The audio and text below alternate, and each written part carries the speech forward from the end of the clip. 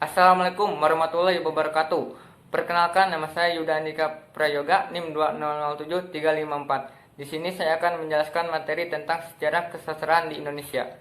Secara umum, sejarah adalah kejadian yang terjadi di masa lampau yang disusun berdasarkan peninggalan sejarah, berbagai peristiwa, atau secara singkat, sejarah adalah ilmu pengetahuan yang mempelajari segala peristiwa atau kejadian yang telah terjadi di masa lampau umat manusia. Sedangkan sastra menurut Kamus Besar Bahasa Indonesia adalah bahasa kata-kata atau gaya bahasa yang dipakai dalam kitab-kitab atau bukan bahasa sehari-hari.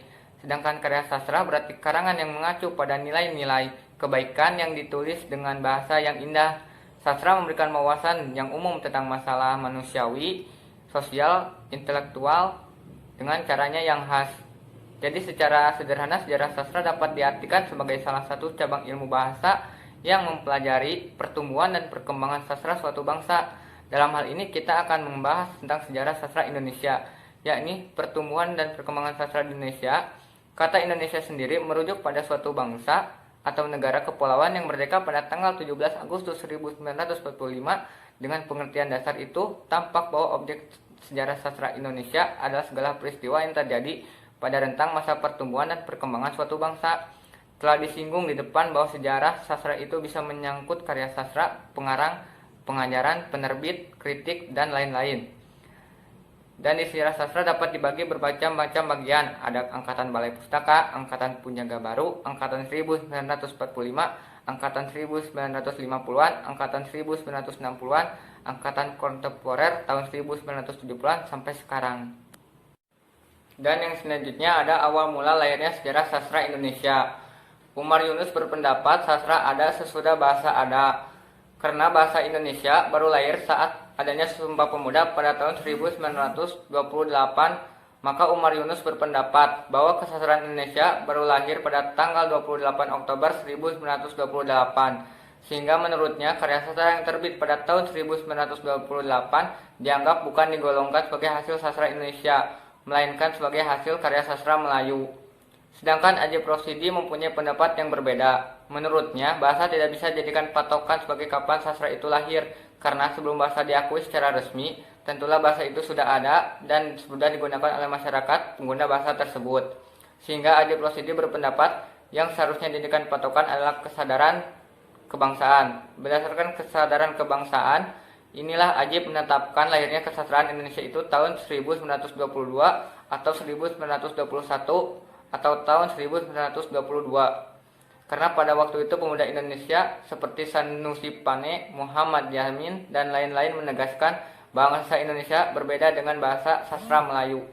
Pendapat berikutnya yaitu dari Atiu, yang memiliki pendapat yang berbeda dari dua tokoh di atas, akan tetapi tahun lahir sastra Indonesia hampir sama dengan Ajip Rosidi, yaitu tahun 1920. Menurutnya pada waktu itu para pemuda Indonesia pada masyarakat tradisional setempat dan menuangkan dalam bentuk sastra. Selain itu pada tahun yang sama para pemuda juga menulis puisi baru Indonesia. Lalu Atiu menegaskan pendapat lahirnya kesastraan Indonesia pada tahun 1920 karena adanya karya novel berjudul Ajab dan Sengsara. Periodisasi sastra Indonesia. Periodisasi sejarah sastra Indonesia secara eksplisit telah diperlihatkan Ajip Rosidi dalam Istar Sejarah Sastra Indonesia tahun 1969. Ajip Rosidi membagi sastra Indonesia berikut. Menurut Ajip Rosidi, warna yang menonjol pada tahun 1900 sampai 1933 adalah persoalan adat yang sedang menghadapi alkulturasi sehingga menimbulkan berbagai masalah bagi kelangsungan eksistensi daerahnya masing-masing. Sedangkan periode 1933 sampai 1942 diwarnai dengan pencarian tempat di tengah pertarungan antara kebudayaan timur dan barat dengan pandangan romantik sampai idealis. Perubahan terjadi pada periode 1942 sampai 1945 atau masa pendudukan Jepang yang melahirkan warna kegelisahan, pelarian, dan peralihan. Sedangkan warna perjuangan dan pernyataan diri di tengah kebudayaan dunia tampak pada periode 1945 sampai 1953. Dan selanjutnya warna pencarian identitas diri sekaligus penilaian kembali terhadap warisan leluhur tampak menonjol pada periode 1953 sampai 1961. Sedangkan pada periode 1961 sampai 1968 Yang tampak menonjol adalah warna perlawanan dan perjuangan mempertahankan martabat, sedangkan sesudahnya tampak warna percobaan dan penggalian berbagai kemungkinan pengucapan sastra. Pada kenyataannya, telah tercatat 5 angkatan yang muncul pada deretan waktu 10-15 tahun sehingga dapat disusun periodisasi sebagai berikut. Sastra awal tahun 1900-an, sastra balai pustaka tahun 1920 sampai 1942, sastra punjaga baru tahun 1930 sampai 1942, sastra angkatan 45 tahun 1942 sampai 1945, sastra angkatan generasi kisah 1955 sampai 1965, dan yang terakhir sastra generasi honorer tahun 1966.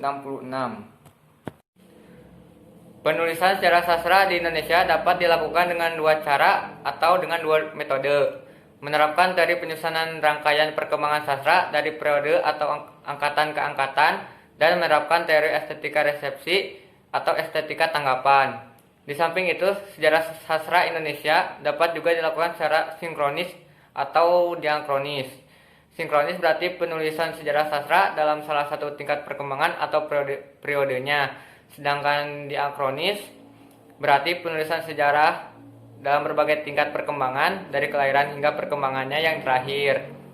Yang pertama ada angkatan Balai Pustaka. Nama penerbit Balai Pustaka sudah tidak asing bagi masyarakat terpelajar di Indonesia, karena sampai sekarang Balai Pustaka merupakan salah satu penerbit besar yang banyak memproduksi berbagai jenis buku.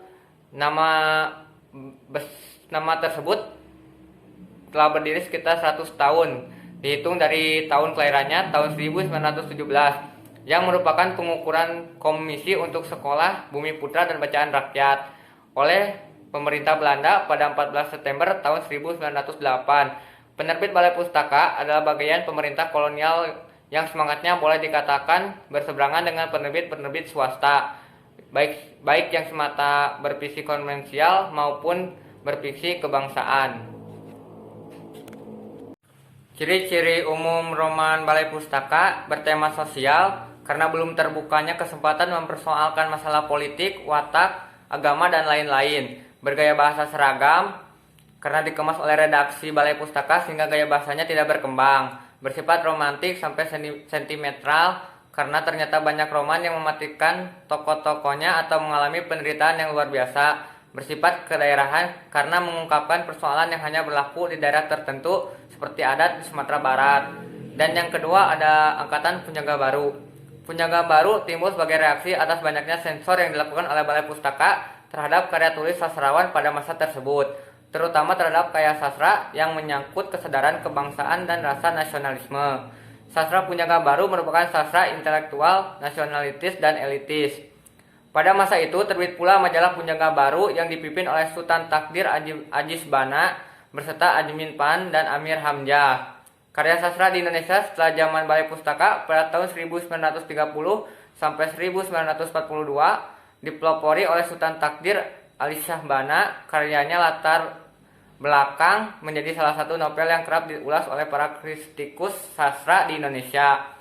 Selain layar terkembang, pada periode ini novel Kala Tak Untung juga sangat terkenal pada masa ini. Dan ada juga angkatan 70-an. Angkatan tahun 1960-an adalah tahun-tahun yang subur bagi kehidupan dunia perpuisian di Indonesia. Tahun 1963 sampai tahun 1965 yang berjaya adalah para penyair Indonesia anggota Lekra atau Lembaga Kebudayaan Rakyat. Karya sastra sekitar tahun 1965 lazim disebut angkatan 66. H.B. Jasin menyebut bahwa pelopor angkatan 66 ini adalah penyair-penyair demonstran seperti Gunawan Muhammad, Taufik Ismail, Slamet Kernanto, Mansur Samin, dan sebagainya. Tahun 1976 muncul puisi-puisi Sutardi Kaljum Bahri yang menjadi cakrawala baru dalam dunia perpuisian di Indonesia. Sekian yang bisa saya sampaikan, selebihnya mohon maaf bila banyak kesalahan. Wassalamualaikum warahmatullahi wabarakatuh.